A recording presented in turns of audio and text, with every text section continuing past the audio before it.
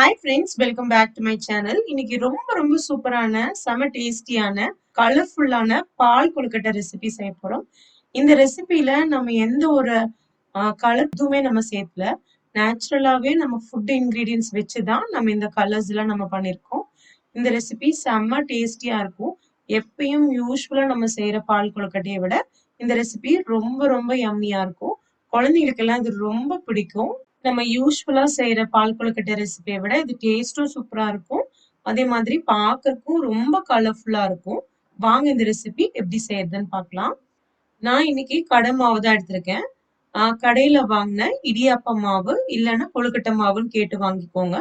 புட்டு மாவு வந்து ரொம்ப கொரகொரப்பா இருக்கும். அதுல செஞ்சா நல்லா வராது. 1 கப் இடியாப்ப மாவு எடுத்திருக்கேன். அது கூட கொஞ்சமா உப்பு சேர்த்துக்கோங்க. ஏன்னா இது ஸ்வீட் ரெசிபி. ஒரு பிஞ்ச் அளவுக்கு உப்பு இருந்தா போதும். நல்லா கலந்து விட்டுக்கலாம். ஒவ்வொரு கலர் சேர்த்துக்கும் நான் கிட்டத்தட்ட ஒரு 1/4 கப்பு தான் நான் சேர்த்த போறேன். நான் ஒரு 4ல இருந்து 5 கலர் செய்ய போறேன். ஒரு 1/4 கப்பு வரைக்கும் தான் நான் செய்ய போறேன். ஒரு கப்புக்கே உங்களுக்கு தாராளமா 4ல இருந்து 5 பேர் வரைக்கும் நல்லா சாப்பிடலாம்.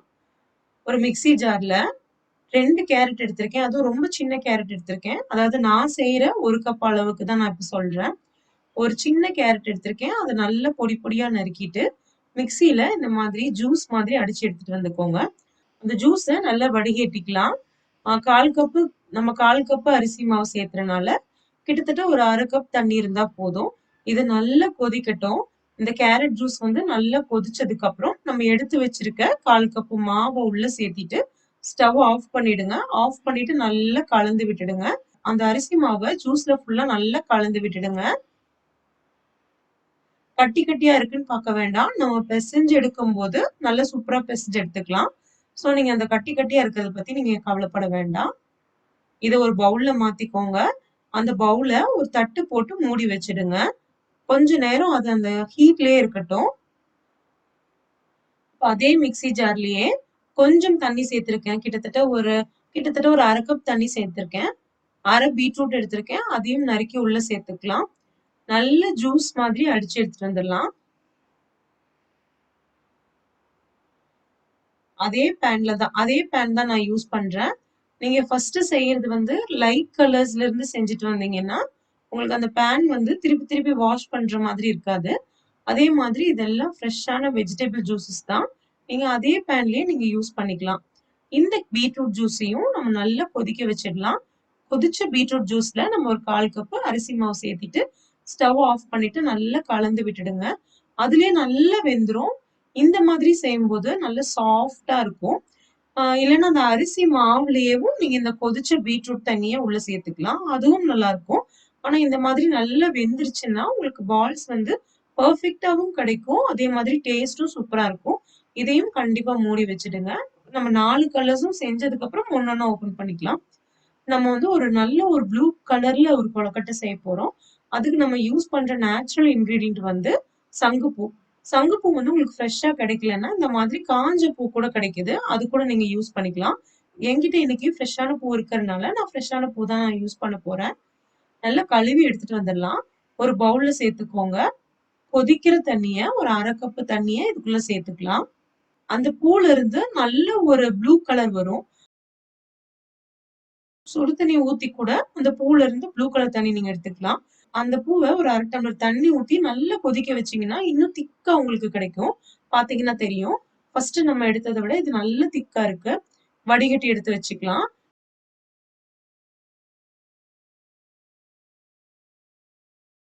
ஸ்டவ்லயே சுடு தண்ணியிலே கலக்கறதுக்கு பதிலா இந்த மாதிரி சூடான தண்ணியில அரிசி மாவை கலந்து இதையும் ஒரு 5 நிமிஷம் விட்டுட்டோம்னா இதுவும் ரெடி ஆயிருக்கும். இந்த மெத்தட்லயும் நீங்க செஞ்சுக்கலாம். ரொம்ப கொழகொழப்பா இருக்கு. நான் இன்னும் கொஞ்சம் அரிசி மாவு சேர்த்துக்கிறேன். அதாவது உங்களுக்கு நல்ல ஒரு உருண்டை பிடிக்கிற பதம் வரணுங்க. அவ்வளவுதான். நீங்க இத ஒரு 5 நிமிஷம் ஊற வச்சீங்கன்னா, அந்த அரிசி மாவுல ஃபுல்லா தண்ணி நல்லா ஊறி கொஞ்சம் நல்லா சாஃப்ட்டா இருக்கும். இந்த அளவுக்கு நல்லா கலந்து எடுத்து வச்சுட்டு, அதையும் மூடி வச்சுடுங்க. இப்போ அதே பூல மறுபடியும் ஒரு 1/2 டம்ளர் சேர்த்திருக்கேன். இந்த பூ வந்து ஒரு 2, 3 தடவ வந்து நீங்க யூஸ் பண்ணலாம். இல்லைங்களா? இதையும் நல்லா கொதிக்க வச்சுடுங்க. கொதிக்க வச்சுட்டு லெமன் இருக்கு இல்லைங்களா? லெமனை வந்து சும்மா ஒரு 3ல இருந்து 4 சொட்டு மட்டும் விட்டா போதும். உங்களுக்கு பார்த்தா தெரியும். கலரே சூப்பரா மாறி இருக்கும். ஒரு மாரி பர்பிள் கலர்ல நமக்கு கிடைக்கும். உங்களுக்கு கலரே டிஃபரெண்டா இருக்கும். இத நல்லா வடிகட்டிக்கோங்க. வடிகட்டிட்டு அதே சாஸ் பேன்ல ஊத்திருக்கேன். ஊத்திட்டு இது நல்லா கொதிக்க வச்சிடலாம். கொதிக்கும்போது ஒரு 1/4 கப்பு அரிசி மாவு சேர்த்து இதையும் நல்லா கலந்து எடுத்து வச்சுக்கலாம். நான் ஒரே ஒரு கலர் அதாவது அந்த ப்ளூ கலர் மட்டும் தான் சுடு தண்ணீல அரிசி மாவு கலந்திருக்கேன். மித்த எல்லா கலருக்குமே இந்த மெத்தட்ல தான் செஞ்சிருக்கேன். அந்த மெத்தட்லயும் நீங்க செஞ்சுக்கலாம் அப்படின்னு காட்டுறதுக்கு தான் நான் அதுல பண்ணிருக்கேன். மத்தபடி எல்லா கலரையும் நான் இதுல தான் செஞ்சிருக்கேன். இந்த மாதிரி செய்யும்போது தான் உங்களுக்கு பால்ஸ் வந்து நல்ல சாஃப்ட்டா இருக்கும். ஒரு பேன் எடுத்துக்கோங்க. 2 கப் பால் சேர்த்திருக்கேன். ஒரு 1/2 கப்பு தண்ணி சேர்த்திருக்கேன். ஒரு இட்லி தட்டு எடுத்திருக்கேன். ஹோல்ஸ் இருக்கிறதா இருந்தாலும் சரி, இல்லாததா இருந்தாலும் சரி, 2மே உங்களுக்கு பெர்ஃபெக்ட்டா தான் வரும். இதுல நீங்க வந்து கொஞ்சமா எண்ணெய் தடவிக்கோங்க. எண்ணெய் தடவிட்டு ஒவ்வொரு கலரா எடுத்திருக்கேன் பாருங்களேன். மேல வந்து கேரட்டு, பக்கத்துல வந்து அந்த பூல இருந்து எடுத்தது. அதுக்கப்புறம் பீட்ரூட், இதுவும் அந்த பூல இருந்து எடுத்தது. இந்த மாரி சின்ன சின்ன பால்ஸா உருட்டணும்னாலும் உருட்டிக்கலாம். அப்படி இல்லன்னா பட்டையா அந்த மாதிரி உருட்டி எடுக்கணும்னாலும் உருட்டிக்கலாம். இத நீங்க டைரக்ட்டா அந்த பால்ல கொதிக்க வைக்க முடியாதுங்க. நீங்க டைரக்ட்டா பால்ல கொதிக்க வச்சீங்கன்னா, சம்டைம்ஸ் சில நேரம் என்ன ஆகும்னா, அந்த கலர் எல்லாம் அந்த பால்ல மிக்ஸ் ஆக ஆரம்பிச்சுரும். அப்புறம் ப்ளூ கலர், பிங்க் கலர்.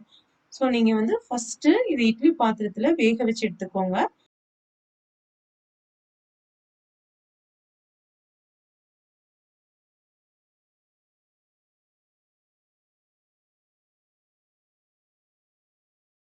ஆ நல்ல தண்ணி கொதிச்சதும், கொழுக்கட்டை செஞ்சு வச்சோம் இல்லைங்களா? அந்த இட்லி தட்ட உள்ள வச்சு, ஒரு 5லிருந்து 10 நிமிஷம் நல்லா வேக வச்சிடலாம். எல்லா கலரும் இருக்கும்போது, ஒரு ஒயிட் கலர் இருந்தா சூப்பரா இருக்கும். ஸோ நான் வந்து ஒரு 1/4 கப் அரிசி மாவு எடுத்திருக்கேன். இதுல வந்து நம்ம கொதிக்க வச்சோம் இல்லைங்களா? பாலு. அந்த பால்ல இருந்து கொஞ்சம் பால் மட்டும் எடுத்து கிட்டத்தட்ட ஒரு 1/4 கப்புக்குமே கம்மியா எடுத்து அதையும் நான் கலந்து விட்டுடுறேன். உங்களுக்கு இந்த மாதிரி புட்டு பதத்துக்கு வரணுங்க. அப்பதான் வந்து உங்களுக்கு பிசையறதுக்கும் நல்லா இருக்கும். பால்ஸும் வந்து பெர்ஃபெக்ட்டான ஷேப்ல கிடைக்கும்.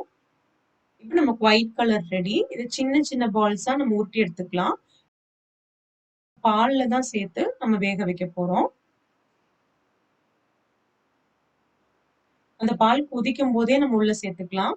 ஏன்னா இது வேகறதுக்கு கிட்டத்தட்ட ஒரு 7லிருந்து 8 நிமிஷம் ஆகும்.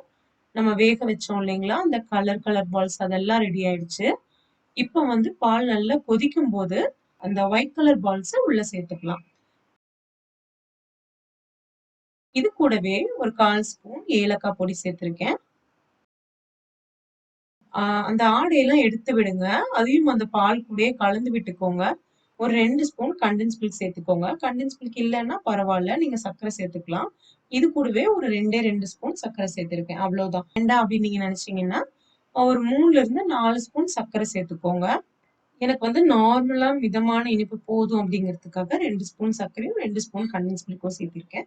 உங்களுக்கு வந்து கண்டென்ஸ் மில்க் இல்லன்னா, நீங்க ஒரு 4லிருந்து 5 ஸ்பூன் சேர்த்துக்கலாம். பால் நல்லா சுண்டி இருக்கறனால, அதோட டேஸ்ட்டே ரொம்ப நல்லா இருக்கும். வேக வச்ச கொழுக்கட்டைகள் எல்லாம் ஒரு பவுல்ல சேர்த்துக்கலாம்.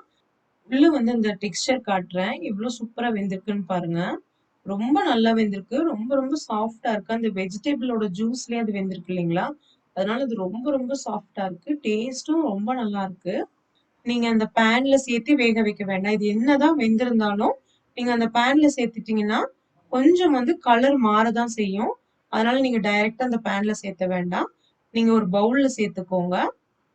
அவ்வளோதாங்க. இப்ப நம்ம எடுத்து வச்சோம் இல்லைங்களா கொழுக்கட்டை, அது மேல இந்த பால் ஃபுல்லா உள்ள ஊத்திடலாம். ஊத்திட்டு அப்படியே சுட சுட சர்வ் பண்ணுங்க. சுட சுட சாப்பிட்டாலே ரொம்ப ரொம்ப நல்லாருக்கும். இந்த இந்த ரெசிபி கண்டிப்பா ட்ரை பண்ணி பாருங்க. ட்ரை பண்ணி பார்த்துட்டு உங்க ஃபீட்பேக்ஸ் அண்ட் கமெண்ட்ஸ என் கூட ஷேர் பண்ணுங்க.